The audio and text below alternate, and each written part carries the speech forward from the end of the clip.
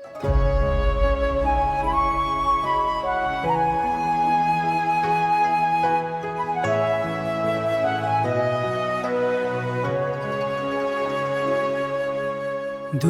on du way, du on du way.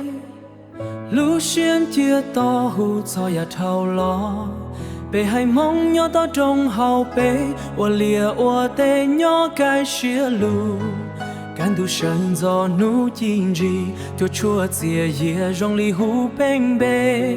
Sông đông chua xía bù trong hà na nông quan trong đồn cha rong li xuân gầu hu bò yào. Đi su theo kê mu ô tê, lu nênh nhông gì lo mua kê lu.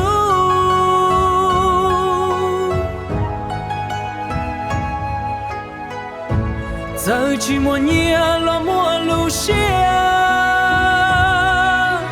Du on du way cha cu lu xia yon yo ô lua. Lu nênh cu nhỏ bê trong.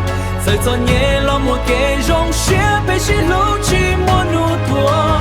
Du on du way lu chạy tăng nhỏ hậu cu xia. Giờ nu nó từ lòng lời lo cu chân gió chỉ muốn nu lo. Dài rong rê tua cho chỉ to sẽ bỏ hùa nia hai cứ thiên đón ra bù hà rong lì lú nênh chỉ mua kê thơ bé chỉ mua chè chỉ mua chua lo bé mua kê xí lú nhau ở kê chua nú chua mò luôn gì chỉ bao ghê lú nênh cùng đỡ cho sẽ cơ.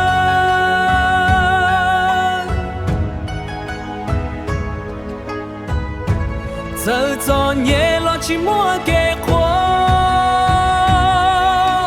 Du on du way cha cu lu xia yon yo ô lua. Lu nênh cu nhỏ bê trong.